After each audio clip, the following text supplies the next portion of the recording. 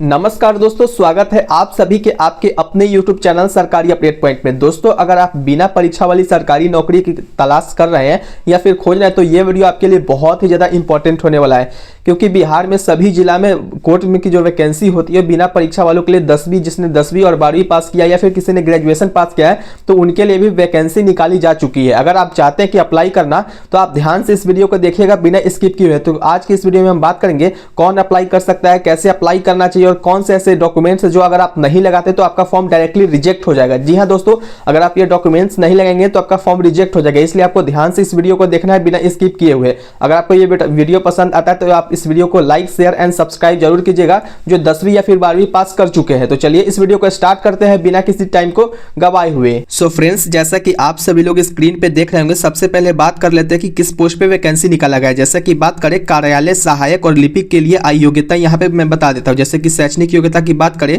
तो यानी कि एल लिपिक का मतलब होता है एल लिपिक या फिर एलडीसी की जिसको पोस्ट कहा जाता है, यानी कि लोअर डिवीजन कलर की जो जिसको पोस्ट कहा जाता है, उसमें से आपको मिनिमम जो है माना गया स्नातक, यानी कि आपने अगर ग्रेजुएशन किया है तो आप इसमें अप्लाई कर पाएंगे। साथ में सैलरी की बात करें तो सैलरी आपको 20,000 रुपये प्रति महीना आपको यहाँ पे दिया जाएगा। वही बात करें बुनियादी वर्ड प्रोसेसिंग कौशल और कंप्यूटर चलाने में आपको सक्षम होना चाहिए, यानी कि आपको कंप्यूटर का ज्ञान होना चाहिए, कंप्यूटर चलाने आना चाहिए और डेटा फील्ड का जो करने का जो काम होता है वो आपको कौशल यहाँ पे मांगा गया। और साथ ही बात करें तो याचिका की जो उचित सेटिंग के साथ अच्छी टाइपिंग स्पीड भी आपकी होनी चाहिए। और साथ में बात करें तो अदालतों में प्रस्तुति के लिए डिक्टेशन लेने और फाइल तैयार करने की आपके पास क्षमता होनी चाहिए। और साथ में बात करें तो फाइल का रख रखाव और प्रोसेसिंग का भी आपके पास नॉलेज मांगा गया है।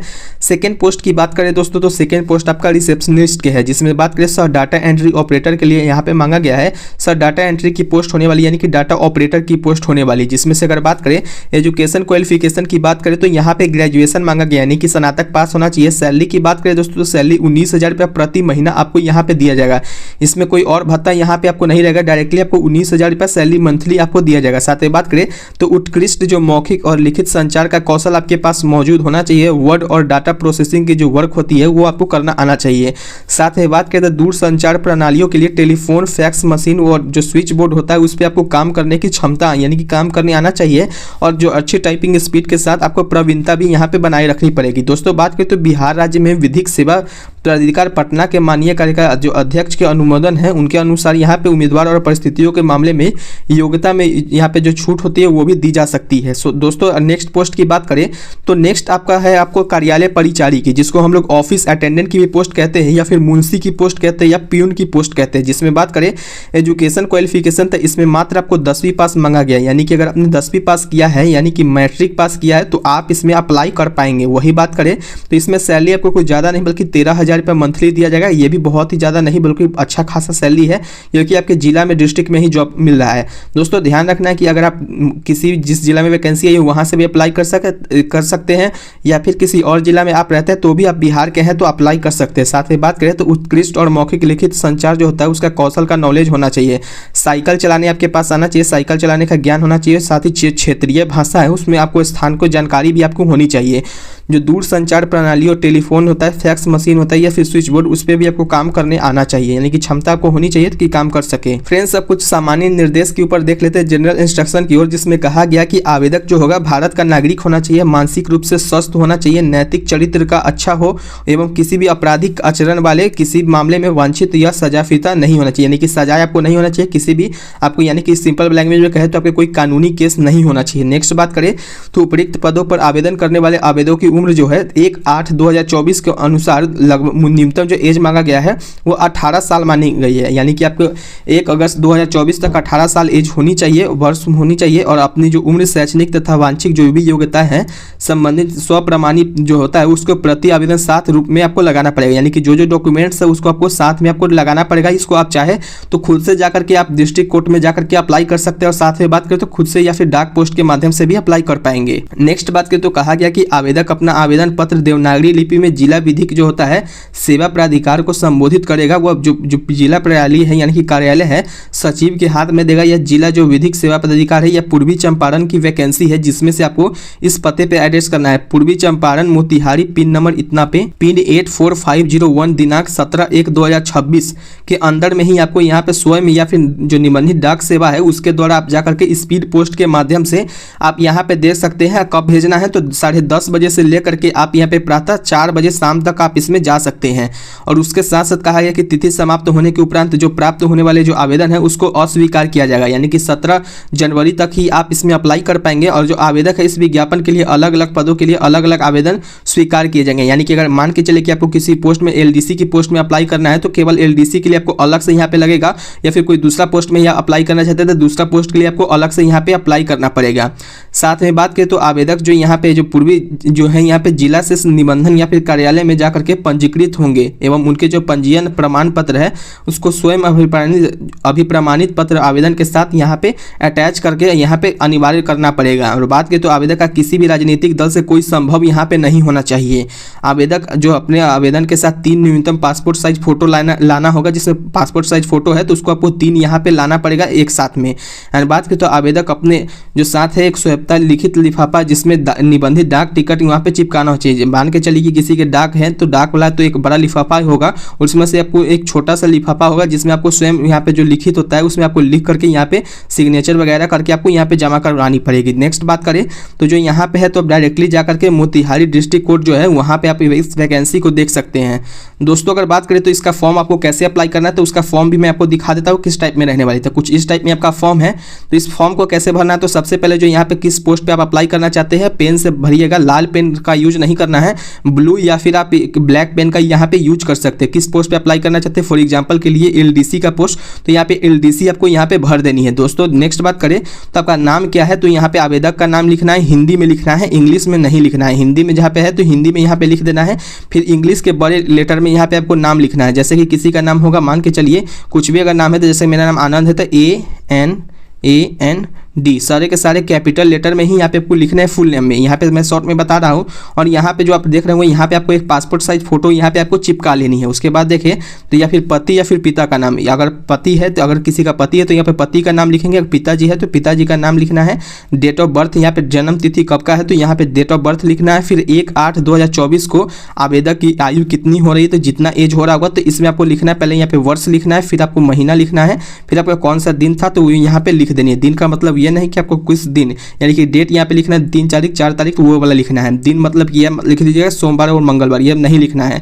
नियोजनालय निबंधित संख्या जो होता है उसको यहाँ पे लिखना है, किस नियोजनालय में आप निबंधित संख्या को यहाँ पे भर देंगे। फिर स्थायी जो पता आपका होगा जो फुल एड्रेस होगा आधार कार्ड से देख लीजिएगा, आधार कार्ड पे एड्रेस होता है उसको यहाँ पे पिन कोड के साथ आपको यहाँ पे लगा देनी है। फिर पत्राचार का जो होता है पता वो भी आपको सेम यहाँ पे भर सकते हैं। मोबाइल नंबर में बात करें तो फिर मोबाइल नंबर आपको यहाँ पे भरना पड़ेगा। जो आपका मोबाइल नंबर है, 2 मोबाइल नंबर है तो यहाँ पे एक फर्स्ट लिखेंगे और सेकंड वाला इधर लिख देंगे। फिर आपको ईमेल आईडी यहाँ पे भर देनी है। राष्ट्रीयता में आपको इंडियन लिखना है, यानी कि नेशनलिटी में इंडियन लिखना है। जो भी शैक्षणिक एवं व्यावसायिक योग्यता है प्रमाण पत्र को स्वाभिमानी प्रति संलग्न यहाँ पे करना पड़ेगा। जैसे कि मान के चलिए कि अगर किसी ने मैट्रिक पास किया है, इंटर भी पास किया है, ग्रेजुएशन भी पास किया और कोई अन्य योग्यता तो भी यहाँ पे भर सकते हैं। जैसे कि किसी का मैट्रिक का होगा तो किस बोर्ड से आपने पास किया, जैसे किसी ने BSEB से पास किया तो आपको BSEB लिखना है, यानी कि बिहार स्कूल एग्जामिनेशन बोर्ड लिखना है। अगर किसी ने CBSE से पास किया है तो यहाँ पे CBSE यहाँ पे आपको डायरेक्टली आपको यहाँ पे लिखनी है। फिर उसके बाद बात करें तो उत्तीर्ण होने का वर्ष कब था, यानी कि कब आपने पास किया था। किसी ने 2024 में पास किया था तो यहाँ पे 2024 लिखेंगे। फिर उसके बाद इंटर में भी सेम ही आपको लिखना है। अगर तीनों आपको सर्टिफिकेट है तो तीनों यहाँ पे भर देनी है। उसके बाद आपको कितना परसेंटेज मार्क्स आया था वो यहाँ पे भरनी है, और आपकी श्रेणी से पास हुए जैसे फर्स्ट, सेकेंड या थर्ड तो यहाँ पे आपको भर देनी है। नेक्स्ट बात करें तो यहाँ पे अगर अन्य योग्यता तो ये भी भर सकते हैं। विशेष योग्यता यदि कोई हो तो प्रमाण पत्र आपको वहाँ पे लगाना पड़ेगा। ऐसा नहीं कि आप सीधे लिख दिए कि मैंने ADCA किया या फिर ADCA किया है, तो ऐसा आप यहाँ पे लिख सकते हैं। लिखने के साथ साथ आपको उसका जो फोटो कॉपी होता है वो भी यहाँ पे आपको लगानी पड़ेगी। नेक्स्ट बात करें तो क्या अनुसूचित जाति, अनुसूचित जनजाति, पिछड़ा वर्ग या फिर अत्यंत पिछड़ा वर्ग या फिर EWS के जो है उनसे यहाँ पे कमजोर के सदस्य हैं, यदि हो तो आपको यहाँ पे प्रमाण पत्र आपको लगाना है। जैसे कि बात करें तो यहाँ पे सबसे पहले कहा गया है कि लिंग कृपया स्पष्ट करें, यानी किस है तो यहाँ पे आप मेल है तो मेल लिखेंगे, अगर फीमेल है तो यहाँ पे आपको फीमेल लिख देना है, यानी कि महिला या फिर आप पुरुष है तो पुरुष यहाँ पे लिख देंगे। नेक्स्ट बात करें तो क्या निःशक्त है तो यहाँ पे सीधे इसको आप छोड़ सकते हैं निःशक्त वाले को, क्या वर्तमान में किसी सरकारी संस्था निगम में कार्यरत है। अगर आप किसी वर्तमान में अगर कहीं पे कोई जॉब कर रहे हैं, जैसे कि गवर्नमेंट जॉब कर रहे हैं, तो यहाँ पे हाँ करना है, वरना नहीं पे आपको क्लिक करके आपको आगे बढ़ना है, यानी कि टिक लगा के आगे बढ़ना है। यदि अगर किसी में अगर विभाग में मान के चलिए आप काम करें तो उस विभाग का यहाँ पे आपको नाम लिखना पड़ेगा, या फिर धारित जो पद का नाम है वो, और कब से आप यहाँ पे काम करें वो लिखना पड़ेगा। यदि पूर्व कार्य अनुभव हो तो प्रमाण पत्र आपको, अगर मान के चलिए कहीं पे आप जॉब करें तो उसका भी आपको यहाँ पे प्रमाण पत्र लगाना पड़ेगा। दोस्तों नेक्स्ट बात करें तो यहाँ पे घोषणा पत्र आएगा, जिस घोषणा पत्र में आपको ध्यान से भरना है। यहाँ पे सबसे पहले आपको फुल नाम भरना है, हिंदी में ही भरना है। जो पिता या फिर पति का नाम है तो यहाँ अगर पति का नाम है तो पति के नाम पे यहाँ पे हल्का सा क्लिक करके यहाँ पे पेन से टिक लगा करके आगे बढ़ेंगे, या फिर पिता का नाम है तो पिता पे यहाँ पे क्लिक करके पूरा नाम यहाँ पे लिखेंगे। फिर आप कहाँ आपका एड्रेस है, फुल एड्रेस जो आधार कार्ड पे है वो आपको यहाँ पे लिख देना है। जैसे कि मान के चलिए कि किसी का घर है, मान के चलिए कि कोई भी जितना भी कोई गांव है तो गांव का नाम लिखेंगे, फिर उसके बाद शहर का नाम लिखेंगे। शहर के बाद बात करें तो किस राज्य में यानी कि किस जिला में है वो जिला लिखना है। फिर जिला के बात करें तो पूरा एड्रेस आपको यहाँ पे एक साथ भर देनी है। फिर उसके बाद यहाँ पे जब आएंगे नीचे में तो नीचे में आपको यहाँ पे डेट लिखना है कि कब आप इसने अप्लाई कर रहे थे, यहाँ का दिनांक भरना है, फिर किस स्थान से अप्लाई कर रहे वो लिखना है। और यहाँ पे आपको ऊपर में ध्यान रखना है, ऊपर में आपको फुल सिग्नेचर करना है, साइन करना है। जैसे मान के चलिए मेरा नाम आनंद है तो मैं यहाँ पे आनंद पूरा तरीके से अच्छे से लिखूंगा। आपको फिर से करके दिखा देता हूँ। यहाँ पे आनंद में जैसे कि यहाँ है तो पूरा तरीके से आपको यहाँ पे करके आपको लिखना पड़ेगा। आनंद कुमार है तो कुमार यहाँ पे लगा देंगे। इस टाइप से आपको पूरी तरीके से सिग्नेचर करनी पड़ेगी। दोस्तों अगर आपके मन में कोई पर्सनल डाउट है, जैसे क्वालिफिकेशन, एज, फॉर्म फिलिंग या सिलेक्शन को लेकर के, तो कमेंट में लिखने के बजाय आप डायरेक्टली मेरे व्हाट्सएप पे डायरेक्ट आप कांटेक्ट कर सकते हैं। मेरा व्हाट्सएप नंबर 7761046831 है। आप डायरेक्टली वहां से मैसेज कीजिएगा, आपको फॉर्म मिल जाएगा। दोस्तों उम्मीद करता हूं कि आपको ये वीडियो अच्छा लगा होगा। अगर आपने वीडियो को बिल्कुल भी स्किप नहीं किया था तो आपको सारी जानकारी समझ में आ गई होगी। अगर आप चाहते हैं कि जो फॉर्म का जो पीडीएफ है वो कहां से आपको मिलेगा, तो डायरेक्टली आपको मेरे व्हाट्सएप पे जाकर के कांटेक्ट करनी है। आपको वहां से मैं जो व्हाट्सएप पे आपको पीडीएफ में प्रोवाइड करवा दूंगा। आप डायरेक्टली जाकर के साइबर कैफे से या फिर कहीं से भी जाकर के उसको प्रिंट आउट करवा लेना। प्रिंट आउट में जो मैंने आपको डॉक्यूमेंट्स में जो भी बताया है वो सभी को अटैच करके आपको डायरेक्टली पोस्ट ऑफिस के माध्यम से, पोस्ट ऑफिस या फिर जो डाक सेवक होता है या फिर खुद आप स्वयं जाकर के वहां पे जाकर के अप्लाई करते वक्त आप दे सकते हैं। तो उम्मीद करता हूं कि वीडियो आपको अच्छा लगा होगा, इसलिए लाइक शेयर एंड सब्सक्राइब जरूर कीजिएगा। शेयर करना उन दोस्तों के साथ जो 10वीं पास कर चुके हैं, 12वीं पास कर चुके हैं और खोज रहे हैं कि बिना एग्जाम वाली सरकारी नौकरी को, तो आप उसको शेयर कर देना है। उम्मीद करता हूं कि आपको वीडियो अच्छा लगा होगा। तब तक के लिए जय हिंद, जय बिहार, धन्यवाद दोस्तों।